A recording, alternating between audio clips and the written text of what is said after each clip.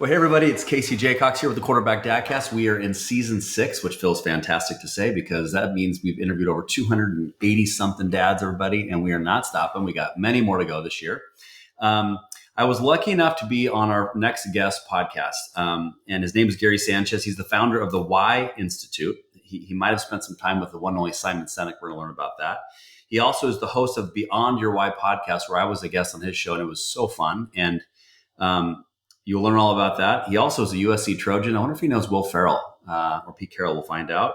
But he's a speaker. He's an author. He's a dentist. I don't think this might be the first dentist I've had on. He's a world championship racquetball player, everybody. That's a first in the Quarterback Dadcast. Turned squash player. I think he's got some golf game too. But with all that said, that's great. But the reason why we're having Gary on today, because we're going to talk about Gary the dad and how he has and continually works hard to become the ultimate quarterback or leader of his home. So without further ado, Mr. Sanchez, welcome to the Quarterback Dadcast.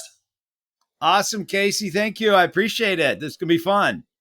It's going to be a lot of fun. So we always start out each episode with gratitude on the show. So tell me, what are you most grateful for as a dad today? I would say I'm grateful for the time that I got to spend with my kids over the holiday. And I have two daughters now. One's 30 and one's 26. And that I'm just proud of the women that they have become.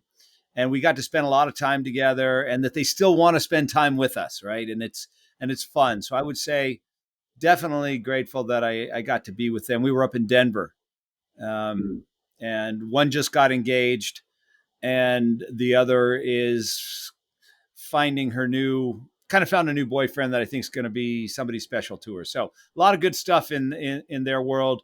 Nothing makes you more happy. At least it makes me happier than seeing my kids happy. I could not have said it better, man. That's spot on. And that's kind of speaks to my heart because I actually had a LinkedIn post a few days ago. We're actually recording everybody in January 8th. This episode will come out in a month or so. And I just had to send my son back to college. This is his first year and he went back and then he was home for a month. And so we got that awesome, great time. And then we went back and we were just flashback, remember how sad we were. So Sunday was a tough day. Monday was easier. Tuesday's better. And now we're kind of back in the swing of things. But I want to say I'm grateful for the same thing. I was grateful for the time we got with him. And I'm also grateful for, sometimes life throws us these curveballs sometimes. And, there's first world problems, there's third world problems. Everywhere's problem. It's your own problem. And it's sometimes when you go through little bumps in the road, it's fun to just be grateful for how you like the kind of all the skills you have in life that kind of help prepare you to be able to just kind of take a deep breath, emotionally go through them, search for answers, search for search for the why.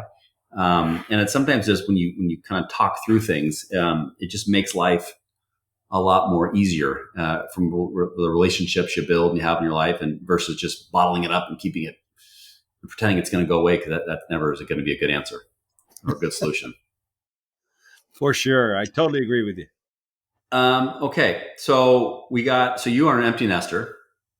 Yes, correct. And love it. How you do? So, what was the before I dive into some other stuff? Like, what was the hardest part about that, and then what's been maybe the best part about that journey?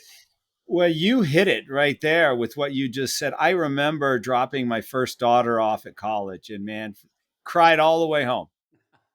Me too. Oh man, she was not in the best dorm that we wanted her to be in. Her roommate isn't the one she wanted.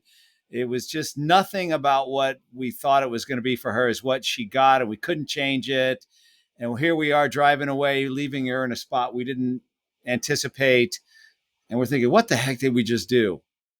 And it all turned out fine. It always will. But it was not pleasant at that time. And, things will never be the same. We'll never have her inside of our home like we did before.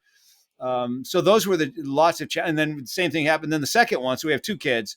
And then when the second one, we dropped her off, then we were completely empty nested. And then, we had to look at each other and say, do I even like this person anymore? What the heck? We've had our whole life in raising these two daughters, and now we don't have that. And I think it was harder on my wife because she was a stay-at-home mom. And so for me, I got back busy with what I was doing with my work. She had to go home and spend all of her time, not having that person or those two to take care of. And so that was harder on her, which made it harder on me, which I would like to, for those of you that are going to be going through that, like you, it does get better. In fact, it gets to the point where I was so happy they weren't home because now we had our life back and we could do whatever we wanted whenever we wanted. Everything wasn't based on their schedule, their calendar, what events we had to go to, what games we had to see, all that. We got to be selfish again. And there's something to be said for that as well, right? When you're a dad, you kind of disappear to a certain extent and everything gets based on your kids and what they want to do and what they got going on and where you got to drop them off and all that stuff. So are you kind of experiencing that? Oh yeah, I can't even imagine. I mean, that feeling what you described is so far out of. I mean, I can't even imagine being able to do what I want to do when I want to do it. I mean, we have flexibility, and I play golf still, which is great, and that's like kind of.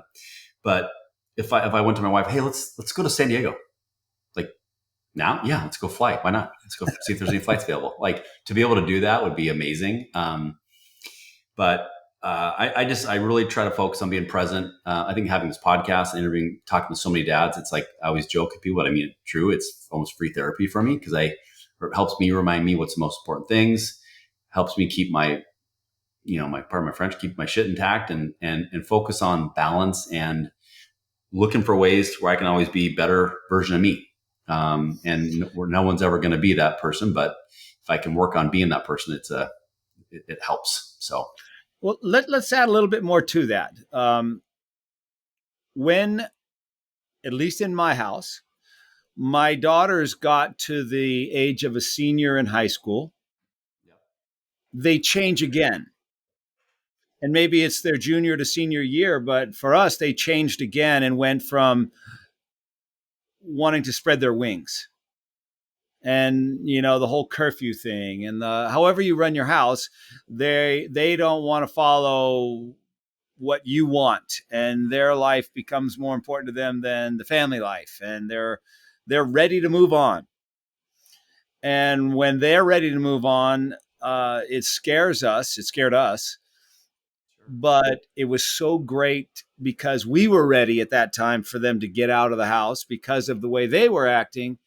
So it worked out timing wise. In the moment, seemed like a bad thing. When you look back on it, you're like, yeah, they were ready. They were ready. We were ready. They went off to college. And the timing seemed like it was the way it was supposed to be. So if you have a kid now that's in their last semester of high school and they're not being the way they were from 2 years ago, it's okay. It's okay, man. They're going to go off. They're going to do their thing and they're going to come back. And our relationship now with our kids is so much closer than it ever was. Kind of like maybe back to when they were 10 years old and you were still important to them. Right now, they text us every day. We talk to them every day. There were times where we didn't even talk to our one daughter for months. She didn't want to talk to us. Right. And that's painful. Oh, yeah, it is. It is. And now she's back to every day, and the other one calls us every day. And, so it's, things get better and better and better. They get, they're great. Then they're not so good. Then they're really not good. Then they start getting better. Then they get better. And now they're like, they're our buddies, our friends. We love to do everything, lots of stuff with them, where there was a time when they didn't want to have anything to do with us. So you may not experience that. No, we will. I bet. Yeah, we will. I mean, I'm already seeing my son. He's only been in college now for 4 months. The level of maturity from the summer until now is mind blowing for me. Like at times he's actually been giving us some wisdom. I'm like, oh wait, you're our kid. We actually made you. We could take some credit for some of that stuff, but like, it's so fun to see. Like one dad on the show, he actually was an empty nester. He actually got me on Snapchat, which I thought I'd never do. But I talk to my son on Snapchat every day. We have like a 140-day streak. It's like I've learned what's called a snap streak. It's like, but it's fun. It's like, but that's connection. And so just like anything, it's like I either can be stuck in my ways and, oh, I'm going to do this, or just be open-minded and curious, which I think is one of the themes that kind of drives my life is be curious to learn, be curious to meet your kids where they are and try to like get something. And I find when I do that more, sometimes through self-deprecating humor, they open up more to me. Um, Yes. One question I can ask you is, so if you look back, what both your daughters are doing now, based on when they left either high school or college, are they doing exactly what you thought they would be doing, or they be doing something totally different than what you thought they'd be doing? So that's a great question. And that kind of leads us into this whole concept of why, right? So for those of you listening, my company is called the Why Institute, and I developed the software that takes people through figuring out why they do what they do, how they bring their why to life, and what people can count on from them. So it gives them the words to tell the world exactly who they are, right? People don't know what they want because they don't know who they are. Help them figure out who they are, and it becomes infinitely easier to help them figure out what they want. So your kids have no idea what they want most of the time. Most of them, and most of the time, they don't have a clue what they want. I remember back into high school, Casey, and the worst question my parents' friends could ask me was, so what do you want to be when you grow up? I hated that question. I don't know if you liked it, but I hated it. Because I no didn't one knows. know. Yeah, how am I supposed to know? And how am I supposed to figure it out? Oh, find your passion, Casey. Go live your passion. Well, thanks, Mom. Thanks, Dad. That's wonderful. Well, how do I do that? Well, I don't know, but just go find it. Oh, thanks. That's very helpful. Right. And so I went off to college with no idea what I wanted to do. Major of undeclared, kept that as long as I could. Picked a major that I was getting a good grade in. Went to dental school because it was what my dad did. And I knew the lifestyle, but it wasn't like my lifelong passion. Now, my kids, I have one daughter who went through high school and college not knowing her why because I hadn't figured it out yet. And she had struggles. She didn't change her major multiple times, took 6 years, took a year off, didn't know what she wanted to do, barely graduated. Her experience was more about partying and getting through, not being, wasn't an amazing experience for her. The other one was very clear on her why, how, and what from the time she was, in high school, helped figure out exactly what she wanted to do, went on that exact path, had an awesome time in college, was involved in all kinds of stuff in college, and is living her dream job now. And I think they both are living their dream jobs now, but it took one of them a long time to get there. And the other one knew from way back in high school exactly what she wanted to do, direct path to it. So that's one of the keys. For those of you that are listening, if you can help your kids figure out who they are at the youngest possible age, their runway to live that will be that much longer. Their basis for making decisions will be so much easier for them. The conversations you can have with them are completely different when you know who they are. Because what we typically do is tell them what I would do. Here's what I would do. Here's what I think. This is what I would do in my day. Well, they don't care what you would do, right? They care what they would do. But if you don't know who they are, all you can do is tell them what you would do. So those are the big differences I had with one daughter and the other. The first daughter that didn't know, our conversations were as little as she could talk to us because she didn't want us to ask her questions about anything, right? She wanted to just be left alone. Where the other one, who we knew who she was and she knew we knew who she was and she knew who she was were very profound and very deep. And she comes to us with any kind of decision because she knows we can help her and we understand her at that level. So all the way along, she asked us questions. One didn't ask us anything, didn't really want to talk to us at all. And one wanted to ask us about everything. Do you So think that's how they were wired, or do you think that's something you guys did differently?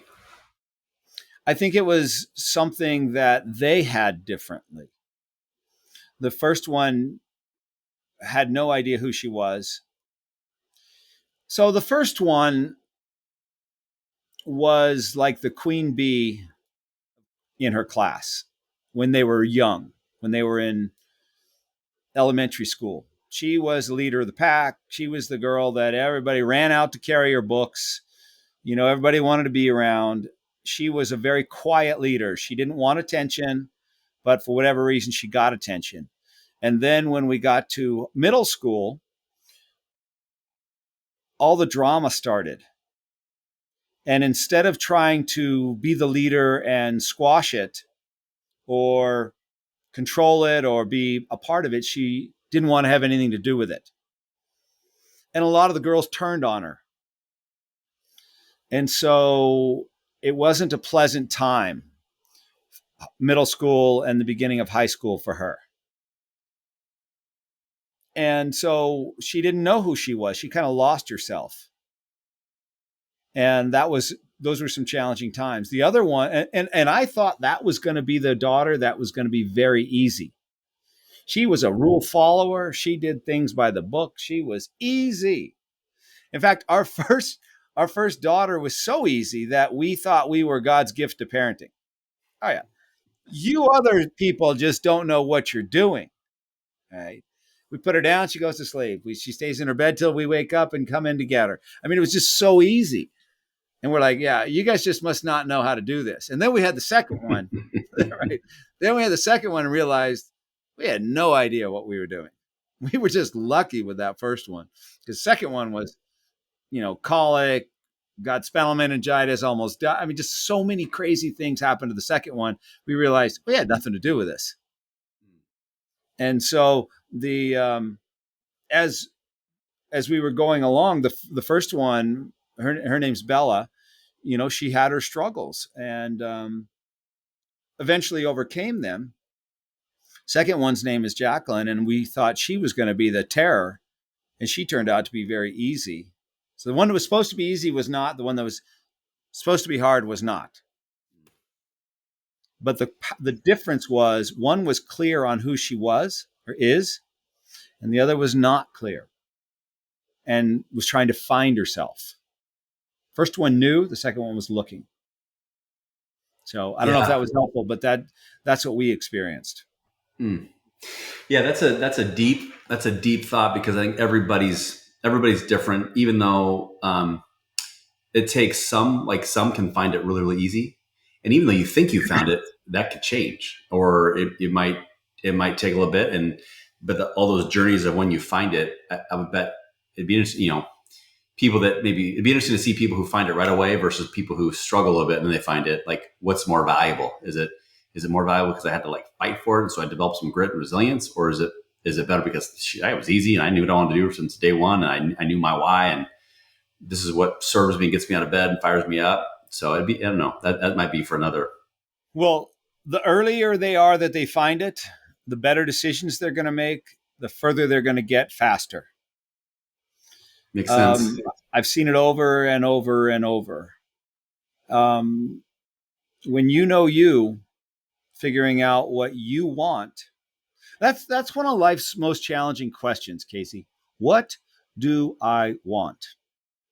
You have an unlimited menu, and you got to go pick one thing. Yeah, what do you want to do out of the unlimited choices here? Which one do you want?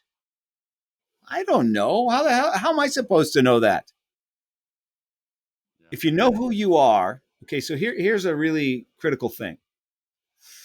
If what you or your children choose to do with their life is in line with their why, how, and what, why they do what they do, how they bring their why to life, and what people can count on from them, they will have passion for what they do. They will love what they do. And passion is the fuel that gives you the energy to pursue your dreams. Without passion, you give up. With passion, you persevere. So the earlier you can find that, the longer the runway that you have to live that, the more impact you can make. And that's why it's so critical to help them figure out who they are. I have one way to do it, finding their why. There are other ways. But the younger they are that you help them find it, the different kinds of conversations that you can have with them. Yeah. Does that make sense? Totally. I mean, I want to make sure I get to something that I always ask my guests. That always kind of brings it back, but I might come back to what you said because like that spoke to me big time. Because like, I was my why, my passion. Like I knew I wanted to be our starting quarterback in high school more than anything. Some people Why didn't did you believe it. want to be that? I don't know. I just So because let's I talk love about football. that for a minute. Yeah. Can we talk about you for a minute? Sure, but I want to make sure this is about you. But we'll do it briefly. But yeah, we can do this. So for me, I Because think you're it was. Go ahead. well, so your audience knows you. And let's talk about your why, how, and what so that they can see you from that perspective. They know what you've done and they know your podcast and they know a lot about your life. But when we went through and figured out your why does Casey do what he does? Casey's why is to create relationships based upon trust, right? Trust's a big deal to you, right? Trust, humility, vulnerability, and curiosity. Yeah. Not much more important than trust, though, right? If I can't trust you and you can't trust me, not much going to happen, right? It's gonna be tough. I'd say it's fair. If I break your trust, does that just kind of annoy you or is that like a knife in the gut? Knife in the gut. Yeah, it's a deal breaker. And then how you do what you do, though, is by looking for mastery, diving in really deep. You know a lot about a lot. You don't do things at a surface level. You dive in real deep, right? Fair. And then ultimately, though, what you bring is a way to contribute, add value, have an impact on other people's lives. You want to be that pebble that starts the ripple effect that goes on in the lives of others. So being that trusted source, being that one that others can count on, is that important to you? Big time. Who's the quarterback? What does the quarterback do on the team? Yeah, there we go. Yeah, I mean, it's like the feeling I get when people look me in the eye and counting on me and knowing I got their back, they got my back, and we're going to compete. Like that feel that jacks me up. You're the guy. I got to trust you. You got to trust me, or there's nothing going to happen. Yep. And And you've probably service. been that everywhere along the way. That's with the position you want to be. I still remember my senior year in college. I got so how many offensive linemen play in a game on average? Five. Four, five. Yeah, Okay, five. Yeah, tackle, five. tackle, guard, center, guard, tackle. So five. Guess how many all league offensive linemen I had my senior year in college? How many what? First, how many all conference honors did I have? So first team, second team, or honorable mention of those five. How many did I have? All five? Six. Six. So one of the backups even got all conference. So I was so blessed. And so at the end of my college career, the guy that would always interview me after the games, he didn't know that. And so my mind was, why are you interviewing me after the games? Why aren't we interviewing the linemen? Like this is something that's ever happened before. So as you're thinking, I mean, that story triggered in my head. Like I was serving them back at 22, 23 years old. I was more about making them happy. And then as a coach now, a leadership sales coach, I tell people I'm done being on stages, like if I won salesman of the year, whatever, I want to help you do that now. And that fills my tank. Same thing as back to fatherhood. I want to help my kids learn from my failures. If you want to, because I'll share them all. And if you can learn to go down the same path for me, then the world's a better spot. You win, I win, but if, I don't know, you triggered that thought though. I wanted to share it. So what we were talking about as well is if we put you in a place, let's say I was coaching you or you were my kid or whatever, and we put you in a place where people don't trust you, it's very surface level, and you're not having an impact. How's that going to work out for you? Probably not. I'm probably going to get fired because I'll be too sarcastic and they'll be like, this guy's got a screw loose. Get him out of here. Yeah. Yeah. But if we put you in a place where you get to be that trusted source, where people are counting on you, where you get to dive in deep and look for the nuances, the little things that make the big difference, and you get to help others have a bigger impact, how are you going to feel about that? Obviously, very well. You're going to have unlimited energy for that, right? 100%. For sure. So when you know that about your child, you know that about somebody you're working with, you can the conversations that you and I can have now that I know that are so different than me trying to look at what you've done and figure it out, try to help you and tell you what I would do. Here's what I would do. I'm your parent. This is what I would do. Well, you don't care what I would do, right? You want to do what you want to do. And so it allows us to have different conversations. It allows me to guide you in a way that will lead you to something you're really going to enjoy doing. Figure out what to say yes to, what to say no to, Right. figure who to hang out with. There's so many things that you'll learn when you can help somebody figure that out. Mm. No, I love that. I mean, as someone who teaches curiosity, who is obsessed with curiosity, that like definitely speaks to me with what you said. And I love how you kind of painted the parallel and brought me back to like, that's why, yeah. I mean, funny you said, I've actually said this to people. I feel like I still play quarterback, but the stages you get to speak to people or the company or your trainings you do, it's just a smaller huddle. Or I don't have my helmet on. You know, Yeah. I'm still wearing a jock strap right now, though. I love it. You go to bed with a Joking, jockstrap everybody. on. We'll leave um, that visual out. right. Yeah, this is a head and above podcast. So I want to pivot real quick. I want to learn. I want to go back in time to learn about what was life like for you growing up, and how did your parents shape you into the dad you are today? Yeah. So growing up, I had two parents at home. My dad was a dentist. My mother stayed at home. There was five of us. Um, older brother, older sister, younger brother, younger sister. Four of us were kind of clumped together, and then one came about 8 years later. So she kind of grew up as an only child, basically. But my parents were at everything for us, and they were very encouraging. Yet they had high expectations. It wasn't whether you were going to go to college; it was where are you going to go to college. Whatever you do, you were expected to do well. It wasn't, sports was a big deal for my family and myself. And so we were involved in all kinds of sports from the time we were very young. I got a lot of attention from my dad for sports that I played. Basketball was my sport for the longest time. And I was one of the better players in our area, but I didn't grow. And in fact, I was so short by the time I was like 12 or 13 that they took me to the doctor to get growth hormone shots to try to get me to grow. So the idea of being a basketball player kind of faded just as racquetball came on the scene. And my dad was a handball player, and he was one of the owners of the first mega gym in Albuquerque, which had 20 racquetball courts, basketball, swimming pools, restaurant, bar, all that kind of stuff in it. So I started working there, and I would sweep the courts and clean the toilets and all that stuff. And then I moved my way up to the snack bar, and I finally graduated to the front desk where I would schedule courts and stuff. But that's where I was introduced to racquetball, where it didn't matter how tall you were.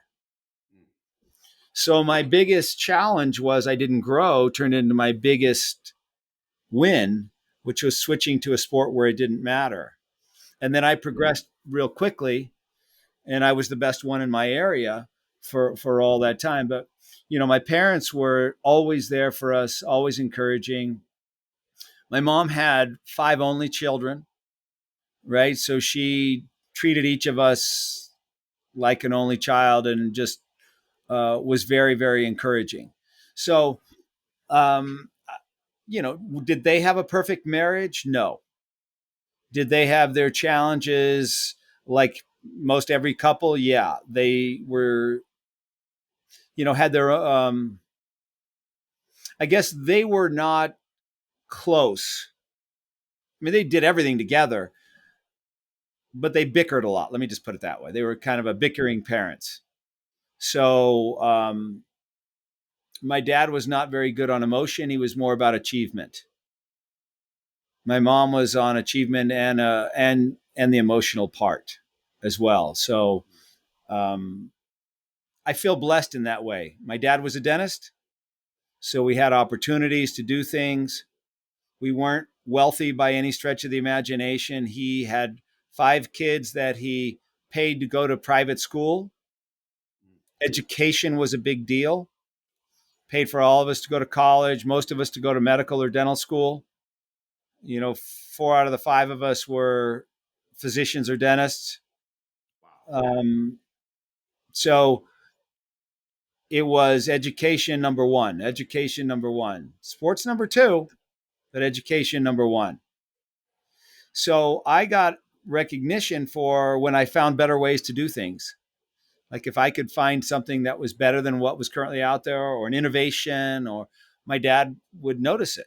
And so I was always looking for better ways to do things, which is my why, by the way, is to find a better way and share it.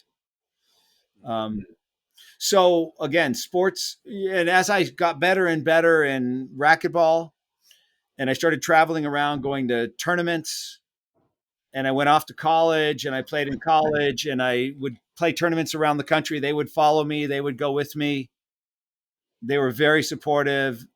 They loved to be part of that, and I loved having them as part of it. So cool. Our So mom, our mom and dad still with us? no, No. surprisingly, my mom was like the queen bee of queen bees. She was the leader of anything she did. She was very, very good at it. Everybody loved her. I never once heard her say a negative thing about anybody. Not one time in my life. She was so positive. At age 60, she got into real estate, became the number one salesperson in Albuquerque. At age 60, she started a little clothing line out of our house, and she was the number one in the nation. She was just very driven and very good at it because she made other people feel good. That was her gift, making other people feel special.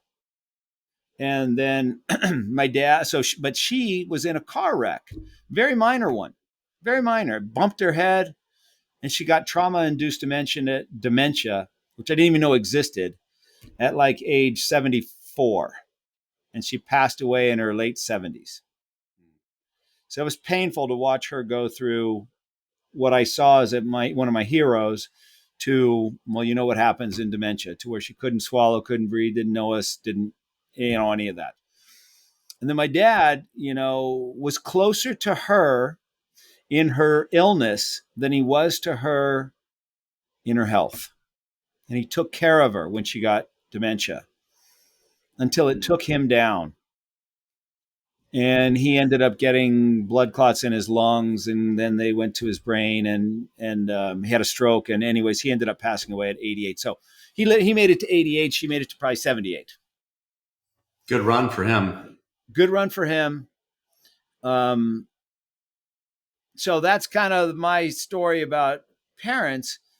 I had, is there such a thing as perfect parents? No. But I had 2 good ones, and they were with us at part of our life, for a long time. And so, Sorry about yeah. I know what it's like to lose a parent with dementia. My dad passed away December 29th, 2021 of dementia. Well, that was one of the many things, but my wife and I helped take care of him from like age 24 through 46. He died at 46? No, he died at 79. Okay. But my dad was in and out of assisted living facilities, psych wards, Oh, every health thing you can imagine. So me and my wife dealt with something that most people deal with in their 50s, managing their parents. We dealt with it at age 23. wow. Brutal. But just like the optimist in me, I said, there was times I was like bitter. And at one point I searched caregiver burnout. I had like 9 of the symptoms. but I kept telling myself, I definitely have a spiritual side of me. I don't like, I'm not, I don't go to church every Sunday, but I kept telling myself, man, God, I know I can handle this. And I just kept telling myself that you wouldn't ask me to do this. So I didn't handle it, couldn't handle it. And, the vows of marriage, to death do you apart, like my wife signed up for that. And man, she stepped up big time. So, I know what it's like to lose a parent. So, sorry I had to go through that. I had to go through it too. So tough though. Yeah. Painful. Painful. And then the other scary thing is that now you're next in line. Both of mine are gone. I'm next in line. I don't like that. I don't like thinking about that. There's nobody between me and there's no grandparent, there's no parent, there's me and off to heaven. So it's a weird place to be. There's nobody there that was your protector, that was your person to go to for those challenging questions. There's no one to keep the rest of the family together. My mom was the glue. She's gone, and we just kind of haven't been the same ever since. And so it's just the natural part of life. And I remember when we were going through all of that, why kept crossing my mind. Why is my mom going through this? What is the purpose of this? This is excruciating for her. She doesn't know it, but it is. I mean, that was one of her fears. Never let me go through this. Never, if this ever happens to me, put me out of my misery, was what she would say. Well, now she gets it, and we can't do anything. And those were some painful last 4 years, 5 years. And that's a long time to watch someone go through that, as you are, I'm preaching to the choir there, but I always wondered, why did I have to go through this? And then as a dentist, so I was a dentist for 32 years. And as a dentist, after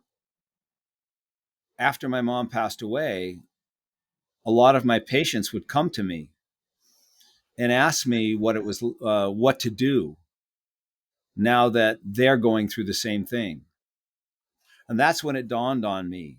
That's why I went through this, so that I could help somebody else that's coming along after me.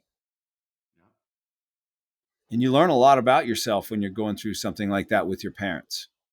You don't want to learn it, but you're forced to learn it.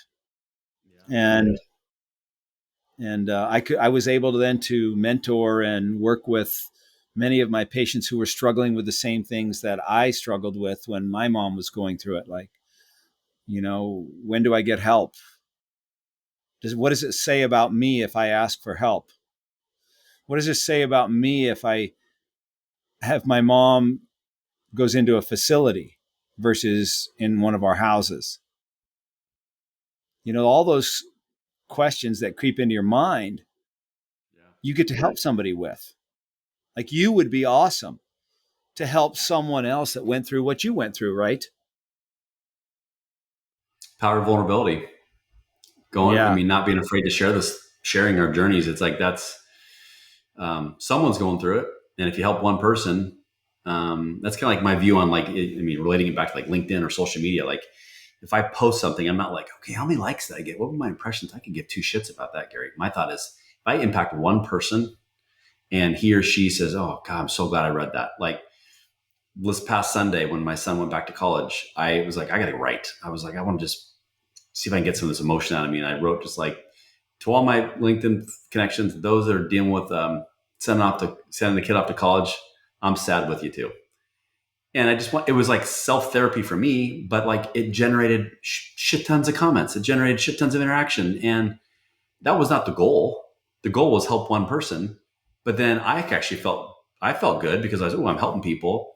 And then it brought connection with me and people I kind of knew and didn't know. But that's, to me, that's my why. That fills my tank. Like creating these moments of connection, commonality, developing rapport, like building relationships. It just,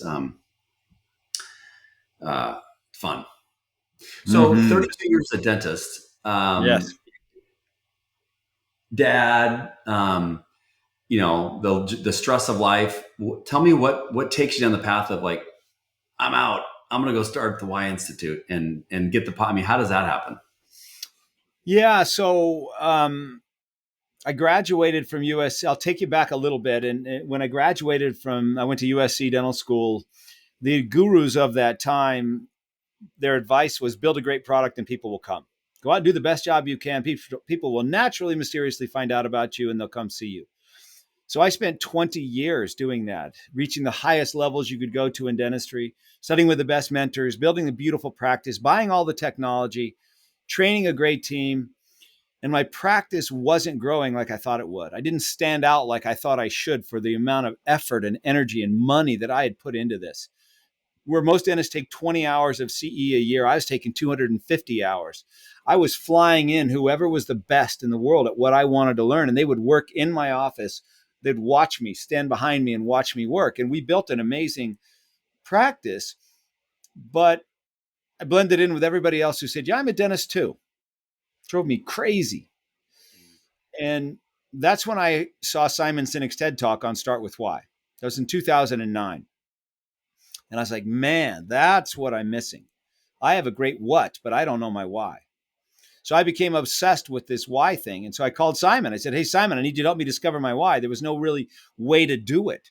So he and I spent about 8 months together going back through my life, looking for clues, trying to figure it out. And when I finally figured out that my why is to find a better way and then share it, that's when my life really started to make sense to me. I have a lot of patents and products and inventions that are better ways of doing things. And then I share them with the world. And so in my practice, we stop talking about what we do, crowns, bridges, fillings, all that fun stuff. We start talking about why we do what we do, what we believe. We believe that life is better when you have great teeth. In fact, you can't have a good life with bad teeth. And as we kept talking about why we do what we do and what we believe, that's when my practice really took off. And as my practice took off, I started getting calls from other dentists and said, hey, can you help me do what you did? So I went back and figured out a better way to help people figure out their why than what Simon knew what to do. So instead of taking 6 or 8 or 10 months, I could sit down with you, Casey, in about an hour and help you figure out your why and then build your messaging, marketing, and branding right in the spot. And so I started doing this for anybody that would let me. I did it for thousands of people for free over the next 7 years, all over the world, on stages, on Skype. I'd bring somebody out of the audience on stage with me, discover their why in front of the audience, and then build all of their stuff right there on the stage. And as I did this over and over and over, I started to notice patterns and trends and similarities. And I figured out that there's only 9 different whys. That was the most important thing I figured out, because once I saw that, then I could help you figure out your why in about 15 minutes. Then I could gather more data. Then I could eventually developed the software in 2016 called the Why Discovery that just found your why. And I gave it away to hundreds of thousands of people for free to test it.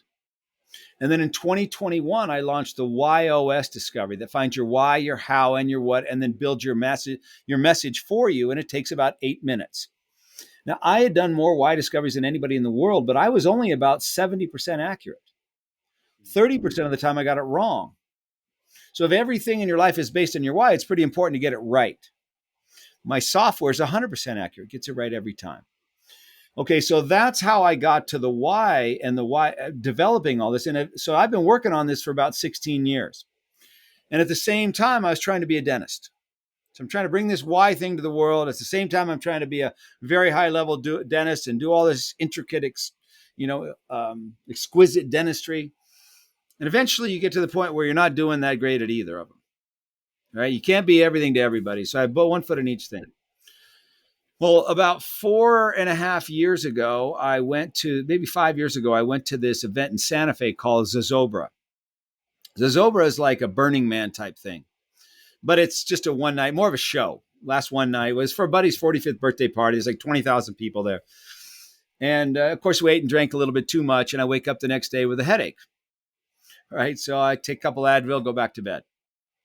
One of the Advil didn't dissolve and it lodged in my GI tract and it burnt a hole right where there was an artery. And I started to bleed internally and I didn't know it. So I'm just not feeling good. And I drive all the way back from Albuquerque to Santa Fe, which is about an hour. And I even go to the gym and work out. I think I'm going to work this off. Just feeling crappy. I get home and I just start throwing up blood. Blood's coming out everywhere. And so I go to the hospital. It was a busy weekend. They made me wait 11 hours By the time I finally got admitted, my blood pressure was 60 over 30. I'd lost half of my blood, and I wasn't in a private room because it was so busy. So I get up to go to the restroom, and I lock the door behind me. As soon as I lock the door, I pass out. I hit my face on the sink, and I'm out on the floor. And luckily, I woke up because I would have just bled to death. And when I wake up, there's blood everywhere. So I push the door open and I pass out. The next thing I know, I wake up in this bed and they've cut all my clothes off. I have the 2 pads on me. They revive me, take me off to surgery to try to get to that bleed, and they couldn't get to it. Where it was located, they couldn't get to it without cutting me open. And so they just waited. And then they did a CAT scan to see if I'd stop bleeding. So they pump all this dye into my arm and they blow out my arm. My arm starts filling up with blood clots. So now they have to do an ultrasound and they see the blood clots are getting close to my lungs. So the doctor comes in and he says, Gary, we got to stop those blood clots because if they get into your lungs, you're going to die. But if we try to stop those blood clots, we can't get to the bleed in your GI tract and you're going to die. I said, well, what are we going to do? He says, I don't know. And luckily, right then, my phone rings. And it's a buddy of mine who's a cardiologist in the hospital.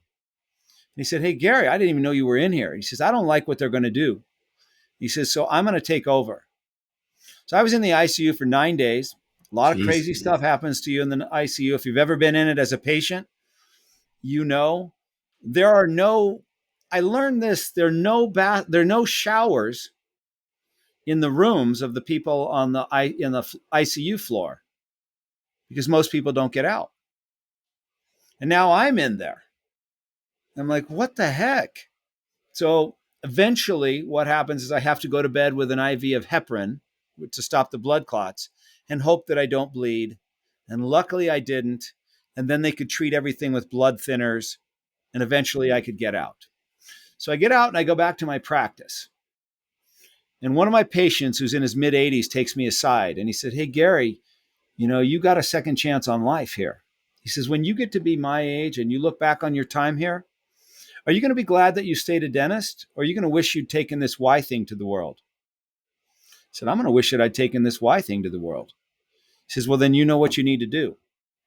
And so that's when I walked away. My practice at that point was on fire. I was working 3 days a week, making a lot of money, 4-day weekends every week. Could have just wrote it out. But I walked away and I started bringing the Y Institute to the world. I didn't know what I was doing. No idea what I was doing. What does a dentist know about speaking on stages or building software or any of this? None. I made a lot of mistakes.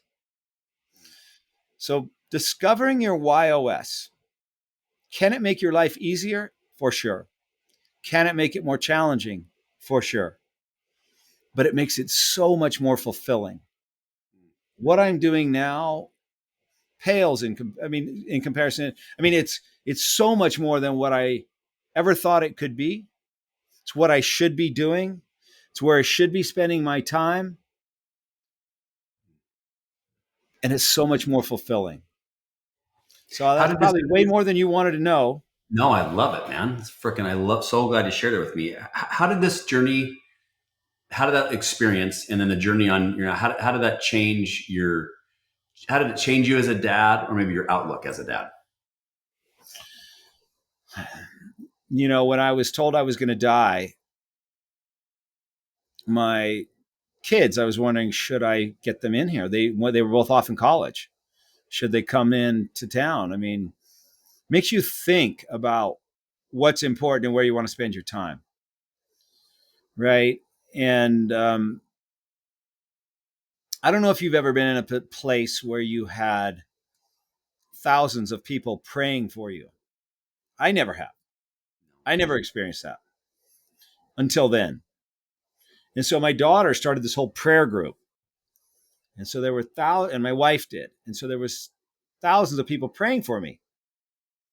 And it's really humbling to experience that because it's like you can't fail them. It's really weird. It's a weird space to be in. It's not just about me.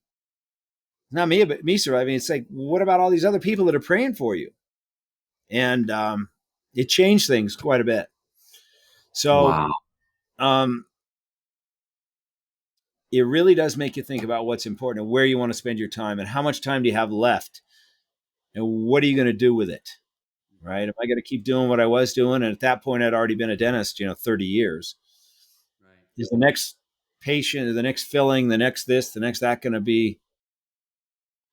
to light my fire to, or is helping people figure out who they are?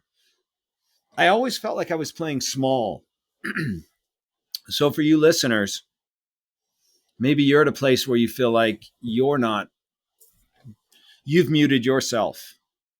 You're not playing to the level you can. I can tell you when you take that step and you actually step out and start playing even bigger, man, is it motivating. Man, is it exciting. It just brings that fire back and that passion back. And I could talk YOS, talk what we're talking about 24/7. Like, I just got done with an 8-hour conference. And I could still talk this for the next 5 hours if you want, because it's what I'm supposed to be doing. When you find your calling, it's so different than a job, so different than a career. A career is different than a calling. And you'll find your calling, right? You'll find your calling when you know who you are. Otherwise, you're just relying on hope. I hope this is exciting. I hope I like this. I hope. It's funny you say the word calling, Gary. I've actually been, people said, how'd you know you want to get into like coaching and speaking? I'm like, I didn't. It happened on accident. I didn't mean to do this. I didn't, when I left corporate, I knew I wanted to write a book and start a podcast. That's all I knew I wanted to do. And then this happened serendipitously, but now I'm like, it is 1,000% what I'm supposed to do. Yes. And the belief I have in myself, not arrogance, confidence, because I know what I'm talking about works through, and I have years of failure to tell people if they want them, if they want to know. And the number of people I've said no to, because I'm like, I'm not going to try to convince you to hire me. That's not going to, that's, both of us are going to lose. No, thank you. Find someone else. I wish you the best. I can even try to help you find somebody. But like to your point, you say that calling, man, I don't feel like I work a day in my life right now. Love it. You Yeah. know? If what you're doing is in line with your why, how, and what, you'll find your calling, because you'll have that passion that's unstoppable. Who, for people listening, and I guess there's two things I hope they got. One, I hope their jaws are back closed now and not jaw dropped like mine almost was. But I hope they have inspiration to say, if I'm in a job that sucks, then get out of it and help. And Gary's work will help you find it. He's got Yeah. stories for days. He's got clients for days. Life's too short to just say, well, this is my path. I guess I got to be no, you don't. I don't believe that. I do not believe that. And so, for those listening, is there a certain type of demographic or person or job or that you kind of finally help, or is it maybe all over the board? That we help work with? Well, anybody who's really, what we help with is uncertainty. If you're uncertain about who you are, if you're uncertain about what direction you want to go, if you're uncertain about how to make a decision, if you're uncertain about finding your passion and your purpose and your fit and your direction, it doesn't mean you have to take action right away. But just knowing where you want to go next will light your fire to get you there. If you don't know and you're just stuck, that's not a good place to be. Right? Maybe you're there right now, and that's okay, because I was too. Dentistry luckily afforded me a good lifestyle, but it wasn't necessarily what I should have been doing. But I didn't know what else. It takes a lot of pain and look what I had to go through. I can tell you, Casey, I don't know if I would have made this decision had I not gone through what I went through. I was comfortable. I had invested a lot into being a premier dentist. Not a little, I mean a lot. Millions of dollars in courses, in equipment, and I mean, on and on and on. So to walk away from that is, I don't know if I would have made that choice had I not experienced what I went through. You know, do you remember back to that one TV commercial with, I think it was T-Mobile, where the guy's walking and he's like, "Can you hear me now?" Yeah. And then he go a little, "Can you hear me now?" Mhm. Well, I kind of felt like that was God talking to me along this journey. You know, I tore my rotator cuff on my right arm, you know, and racket sports was my thing, and I couldn't use my right arm for years. And I was like, "All right, Gary, I'm going to slow you down. Can you hear me now?" "No, man, I can't hear. I got this. I got this." "Okay, all right, all right, you got this." And then, I went to that event and I woke up with a headache. "Can you hear me now?" "No, I can't. I got to bleed internally." "Can you hear me now?" "No, I got this. I got it. I can hear. I can't hear. I don't need you." "All right, how about I blow out your arm? Can you hear me now?" "No, no, I got this." "How about we're going to tell you you're going to die? Can you hear me now?" And I'm like, "I can hear you loud and clear. Loud and clear. Yeah. I don't got this. I don't got this." And sometimes it takes that, getting your butt kicked, to say, okay, maybe this isn't the right path for me. Maybe I need to evaluate this, because I don't know that I would have made it otherwise. What made you make the decision to switch? A voice in my head. What was the voice saying? There's bigger things for you to do. And I didn't know. I kept coming up, and then all of a sudden I had clients tell me. So there one client specifically said, "Casey, when I talk to you, this is really hard for me to say, but this is what she said. She goes, Casey, when I talk to you, it's different. When I talk to everybody else in your company, it's not the same. We're going to go out and change the world." And I'm like, "What are you talking about?"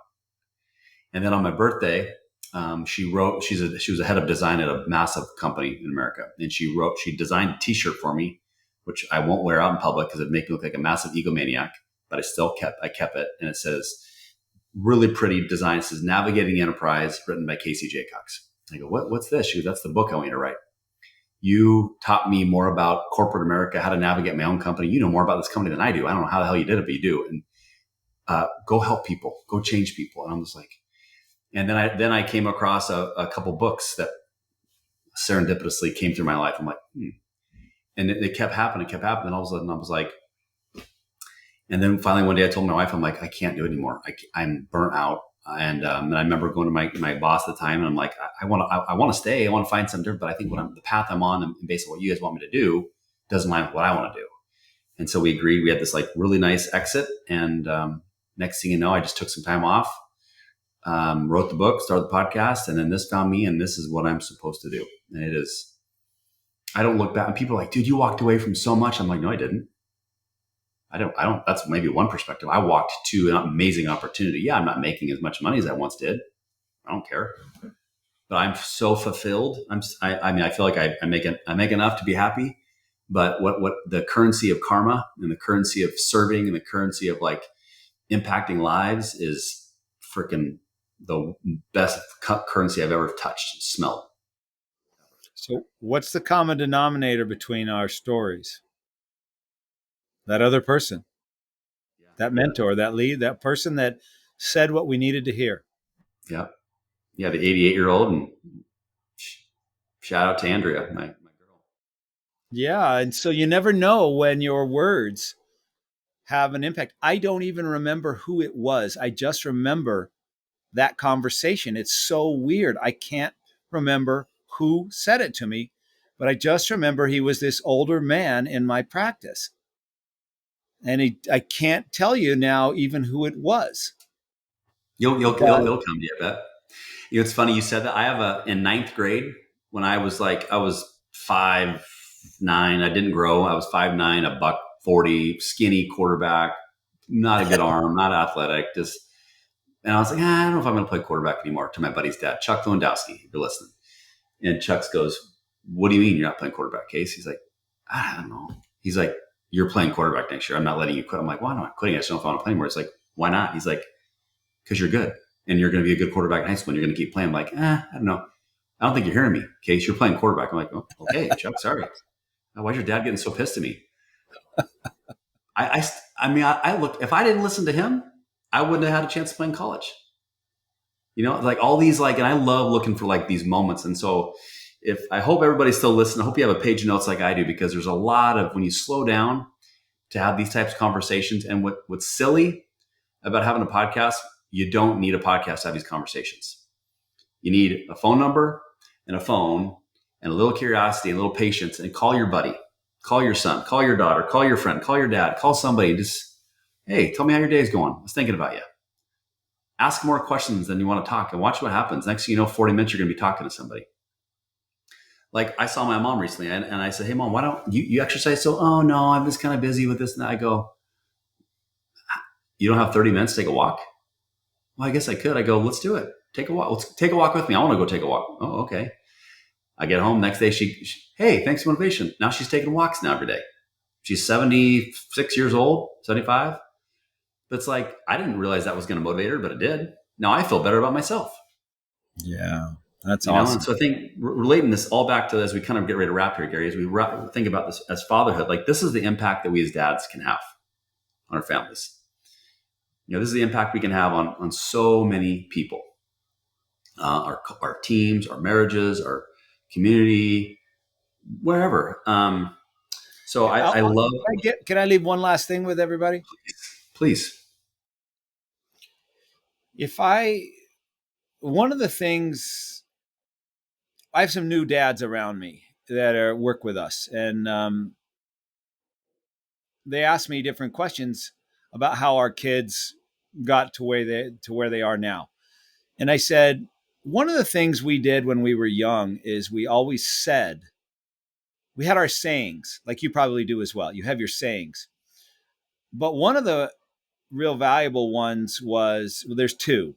One of them was, I would always say, everything you do, I used to say, everything you do, you're going to be good at. And I'd say, do you know why? And they would say, why? And I say, because that's just the way it is. And then it got to the point where I would say, everything you do, you're going to be what? And they would say, good at it. And I'd say, how come? And they would say, because that's just the way it is. And they experienced that over and over and over. And now they say it. And then the other one was we created Team Sanchez, right? My last name is Sanchez. So we had Team Sanchez. And that's even our name on our text as a family, Team Sanchez. So they know they're part of a team. And those little things, all the corny things that we said growing up, or that I said to them growing up, I hear them saying them now. So whatever you can implant in their head, like this 85-year-old did to me, and like your friend did to you, you remember.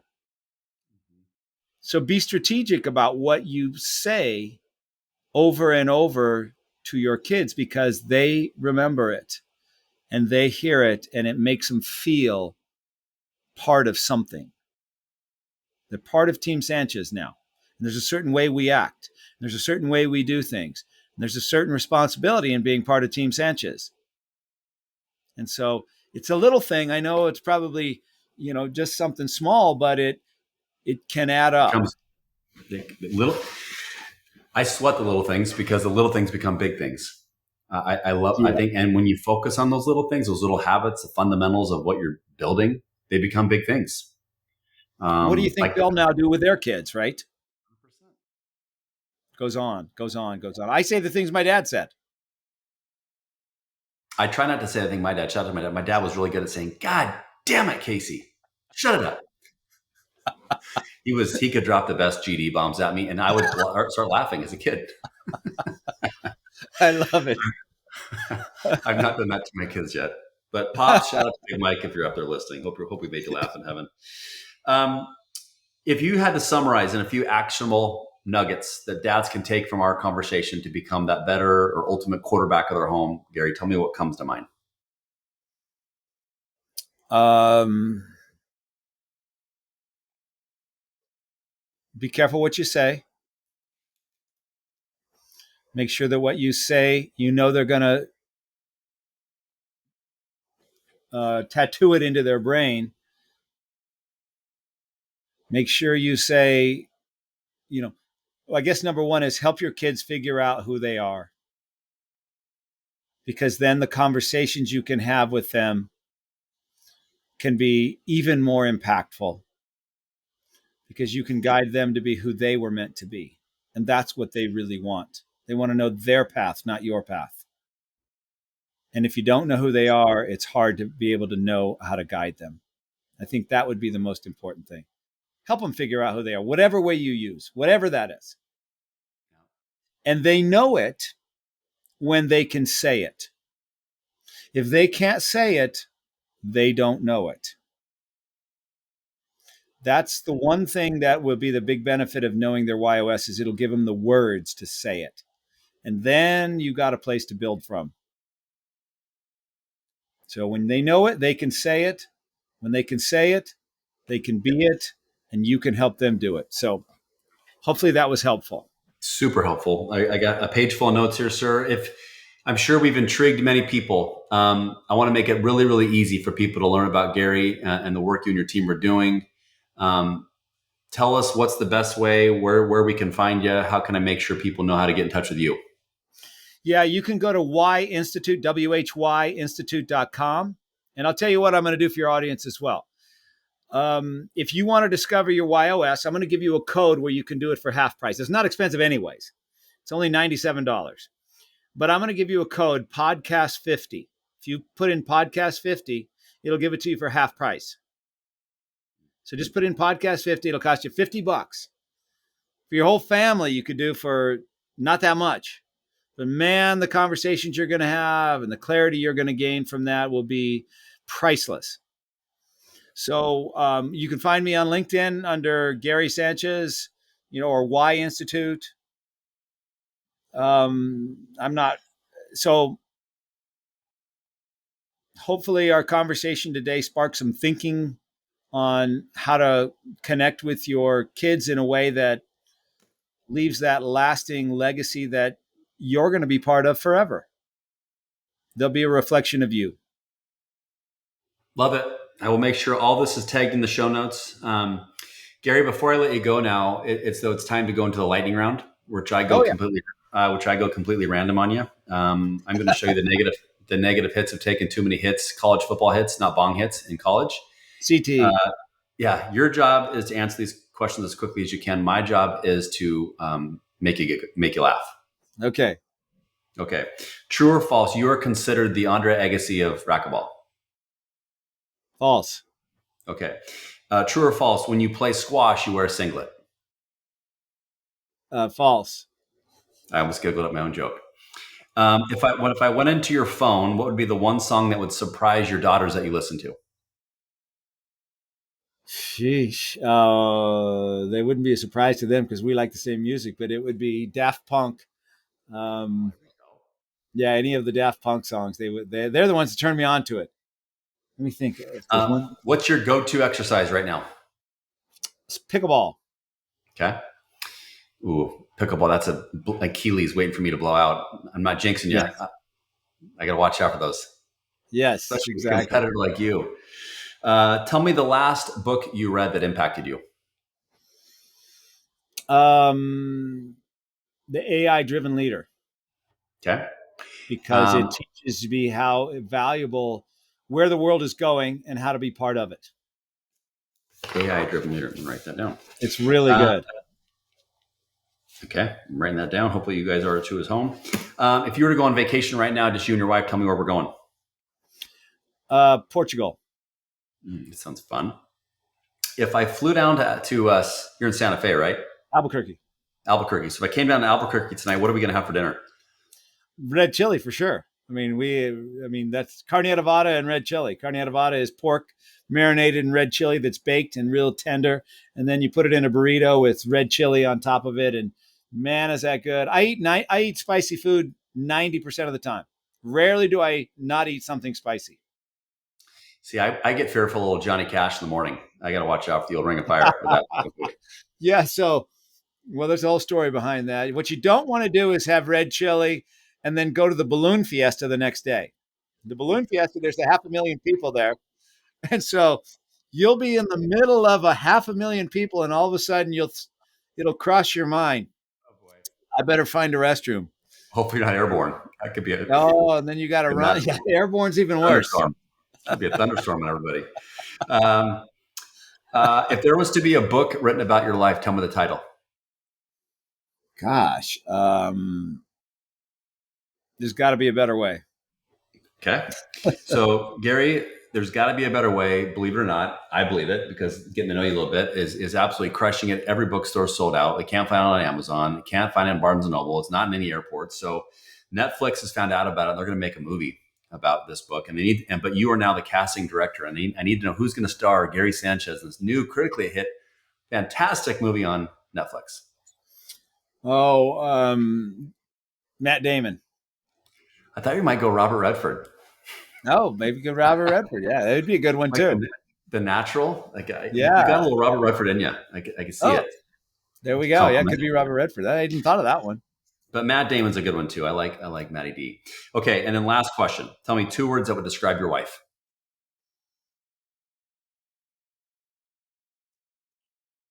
I would say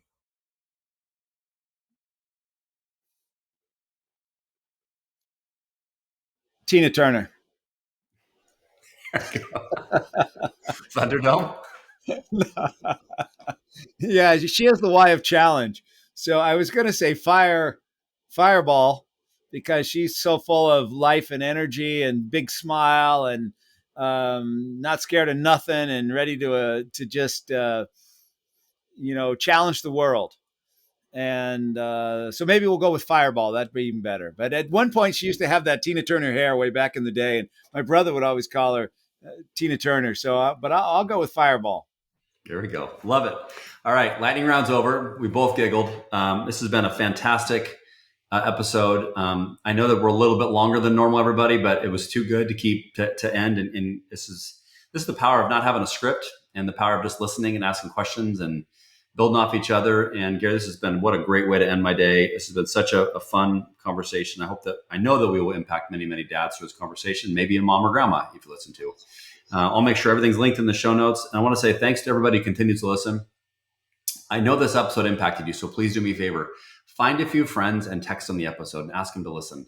I don't make money on the podcast, everybody. This podcast I do for free. It's free therapy for me. We've had sponsors before.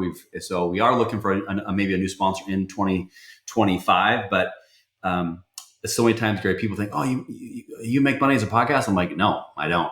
I actually spend money on the podcast." But it's so fun, it's so rewarding, and I'm here to serve you all dads. And so, all thing I would ask you just take time to leave us a review or take time to share an episode because we're here to serve you and help you become a better father, a better leader in your own home. But Gary, thanks so much for your time, brother, and I really, really appreciate you spending time with me today. Thanks, Casey.